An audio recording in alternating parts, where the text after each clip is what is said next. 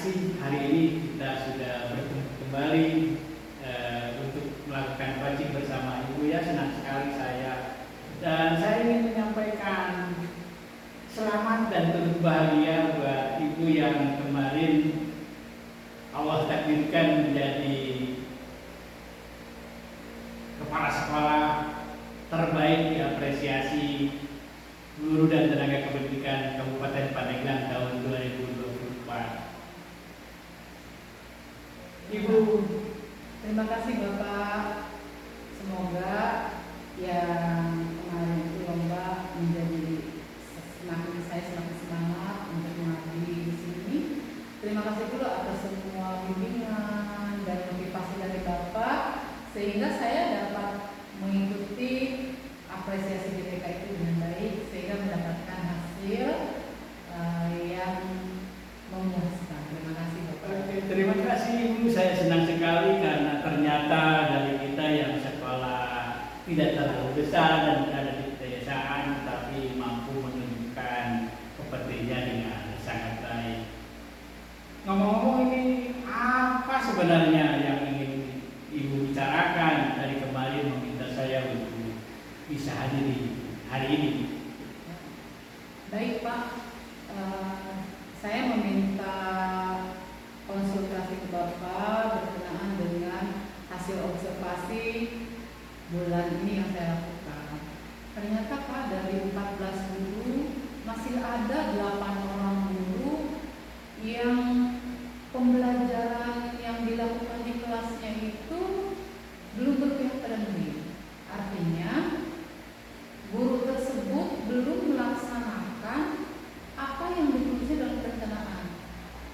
Perencanaan modulnya itu menggunakan strategi yang bagus, tetapi ternyata ketika guru tersebut mengajarkan biasa-biasa saja. Sehingga yang saya lihat Pak, murid-murid itu terlihat masih banyak yang bosan. Itu dari 14 guru itu masih ada 8 seperti itu.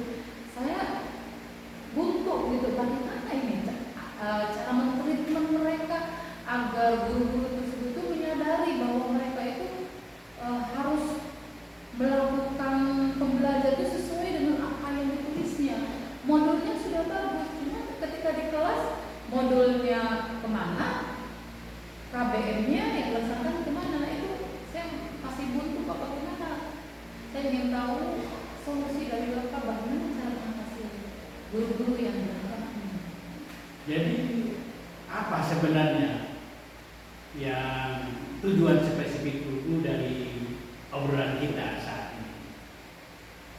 Agar guru-guru tersebut mampu menggunakan modulnya itu yang telah ditulisnya itu dalam pembelajaran, sehingga pembelajaran di SMP ini berpihak kepada murid.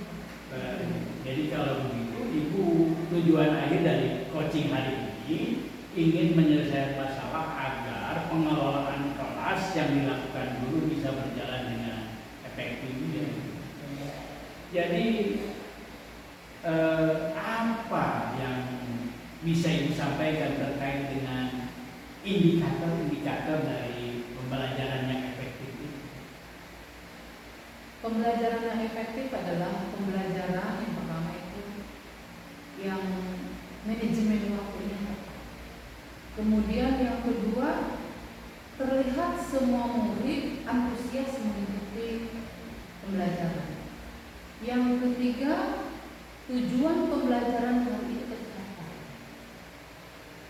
Yang keempat, tentu apa yang ditulis guru dalam modul, apakah dia mulai dari strategi, model pembelajaran, asesmen, semuanya terlihat nyata ada digunakan oleh guru tersebut di kelas. Itu pembelajaran yang efektif.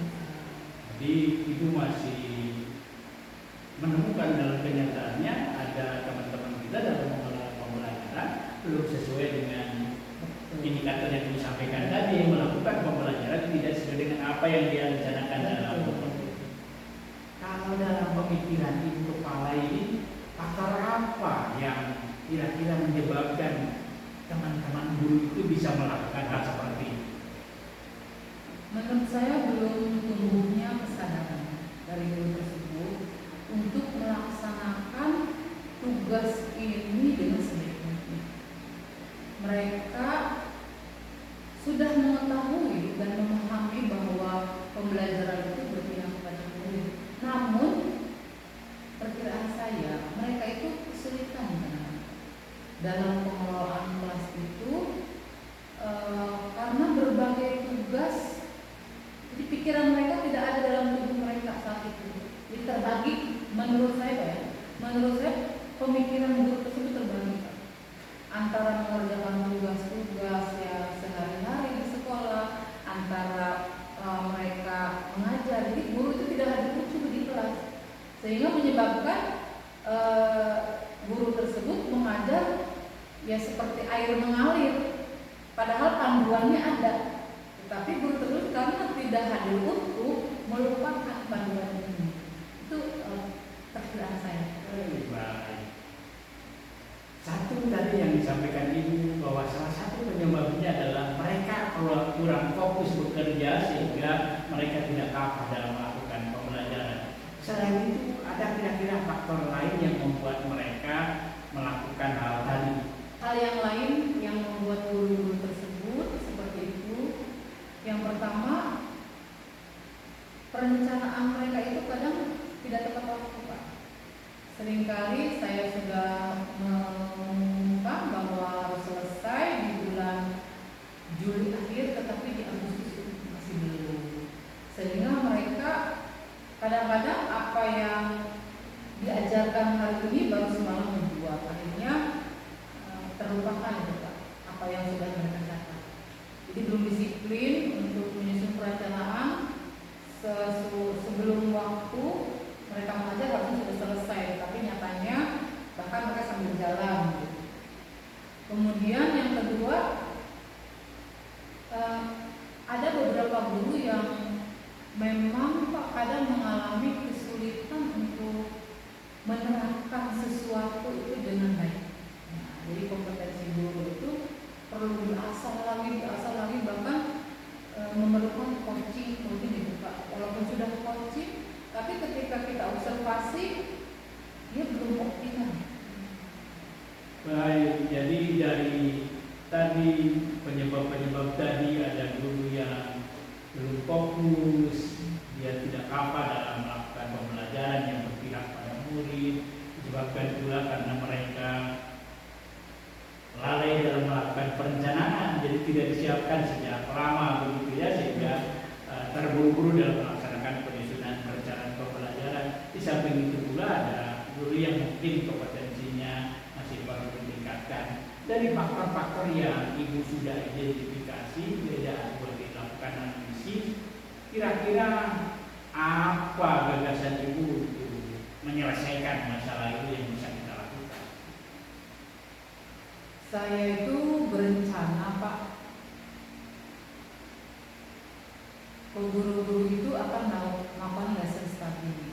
Namun sebelumnya saya harus melakukan asesmen dulu. Berapa guru sih yang tepatnya membutuhkan hal itu? Jangan sampai hasil observasi saya itu ternyata karena beriring waktu mereka belajar di PNM, misalnya ternyata mereka sudah mengubahnya. Maka saya memerlukan asesmen awal lagi. Kemudian saya juga akan melakukan evaluasi ini dalam komel yang akan dilaksanakan setiap hari Kamis, Pak, pukul 12.30 itu dalam bentuk fokus group discussion. Sehingga saya setelah evaluasi itu kami akan berefleksi, kemudian kami akan merencanakan apa sih yang akan kita lakukan untuk memperbaiki hal ini, terutama yang lebih baik tadi, Pak. Kemudian kita akan berusaha untuk duduk bersama untuk membuat kesepahaman seperti apa sih model pelatihan, seperti apa sih yang mereka inginkan. Jangan sampai sekolah menggunakan pelatihan tapi nyatanya itu tidak sesuai dengan apa yang mereka inginkan. Setelah itu mungkin dalam kesempatan itu yang paling mungkin menurut saya mengenai lesson study, karena lesson study itu membuat guru saling berbagi, saling belajar, saling merefleksi. Kami akan melaksanakan lesson study dilanjutkan dengan refleksi.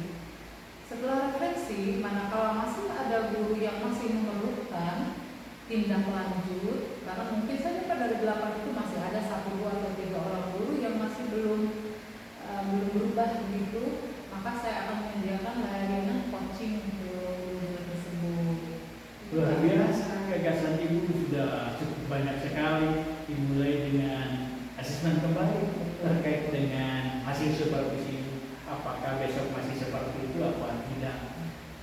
Dan alhamdulillah saya senang sekali Ibu akan memberdayakan Humble untuk meningkatkan kompetensi guru terkait dengan bagaimana melakukan pengelolaan kelas, bagaimana melakukan perencanaan pembelajaran yang efektif dan begitu. Kemudian nanti ada yang luar biasa tadi dengan lesson tadi. Jadi kita bisa belajar bersama teman sejawatnya. Itu luar biasa gagasan Ibu dalam rangka meningkatkan kompetensi guru untuk melakukan pengelolaan pembelajaran yang berpihak pada murid. Kemudian saya ingin juga menyampaikan apa kira-kira dukungan yang diperlukan agar gagasan-gagasan tadi bisa terlaksana dengan baik, baik dari siswa, guru maupun saya pengawas sendiri. Dukungan yang saya perlukan agar semuanya terlaksana lebih baik, yang pertama tentu dari Bapak Pengawas selaku pendamping kami, agar terus memantau kami apakah ini terlaksana atau tidak. Barangkali saya juga Pak terlewat begitu, mohon saya diingatkan Bapak. Kemudian juga ketika kami memerlukan materi untuk narasumber ahli, Bapak memohon dari Bapak untuk bersedia memberikan penguatan-penguatan kepada guru kami. Kemudian dukungan dari guru itu mereka dimohon aktif dan jujur dengan dirinya. Jangan sampai saat refleksi itu guru-guru merasa sudah bagus atau biasanya hanya umum gitu, pembelajaran sudah berlangsung kondusif, tapi tidak menjelaskan secara detail seperti apa kondisi itu. Jadi saya ingin kejujuran dari masing-masing guru bahwa kekurangan dirinya masing-masing. Itu yang penting bagi saya untuk mengetahui solusi apa yang saya akan buat untuk hasil-hasil yang baik ini. Karena kalau tidak jujur, gurunya bukan ngomong bagus-bagus, akhirnya solusi yang diambil awalnya salah, yang saya ambil. Kemudian dukungan dari siswa, insya Allah saya memerlukan siswa-siswa kami yang selalu di sekolah itu disiplin positif. Kemudian orang tua juga saya ingin mereka mendukung apa yang dilakukan di sekolah ini dengan dalam bentuk mereka selalu memotivasi dan mengingatkan mereka untuk mengikuti tata tertib atau kesepakatan sekolah yang keyakinan sekolah sudah dibuat bersama ini agar ditaati, sehingga mereka memastikan putra putrinya itu aman, nyaman dan belajar dengan apa yang sudah kita sepakati bersama. Greget nanti saya ini jadi begitu enak mendengarnya gagasan-gagasan ini yang luar biasa dalam mewujudkan pembelajaran yang berpihak pada murid tadi. Jadi saya ingin segera melihat realisasi dari gagasan-gagasan tadi. Lalu kapan sebenarnya akan dilakukan gagasan-gagasan tadi? Lesson study nanti setelah merencanakan, membuat perencanaan dulu kan, setelah ini kan perencanaan Bapak dengan Bapak. Setelah ini kami akan melakukan perencanaan di Kombel mau perencanaan. Kemudian minggu depan Pak, minggu depan itu minggu ke-3 September ya Pak, kami melakukan perencanaan. Kemudian masih di akhir September kami akan melakukan lesson study-nya di akhir September. Kemudian setelah itu awal Oktober baru kami melakukan refleksi. Oke, terima kasih. Rencananya sudah semakin jelas terlihat dari mulai dilaksanakan minggu depan ya. Kita akan melakukan lesson study, asesmen awal terkait dengan seperti apa di lapangan atau di kelas-kelas tadi guru melakukan pengelolaan pembelajaran sesuai dengan mereka yang direncanakan di dalam modul. Kalau begitu boleh saya dengar kesimpulan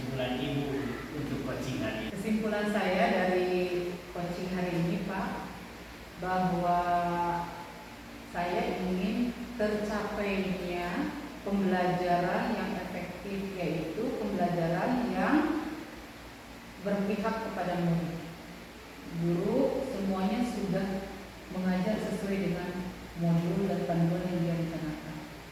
Langkah-langkah yang akan saya lakukan yaitu asesmen awal, kemudian evaluasi dalam kembang, dilanjutkan dengan perencanaan dalam FGD, setelah itu lesson study dan refleksi. Kemudian waktu yang akan saya lakukan yaitu minggu ketiga September itu kami akan melakukan perencanaan, kemudian minggu keempat September itu kami akan melakukan pelaksanaan, dan awal Oktober itu refleksi. Terima kasih Bu Kepala, sangat senang mendengarnya karena aksi nyatanya begitu semakin nyata untuk kita lakukan. Mudah-mudahan Ibu dan teman-teman semua diberikan kekuatan dan kemudahan untuk melakukan apa yang Ibu rencanakan dengan sangat baik. Terima kasih sudah bisa ngobrol-ngobrol bareng nih hari ini. Saya sudah tidak sabar ingin nanti bisa mendengar lagi bagaimana bulan depan hasil dari apa yang sudah Ibu lakukan dari aksi nyata ini. Terima kasih atas kebersamaannya.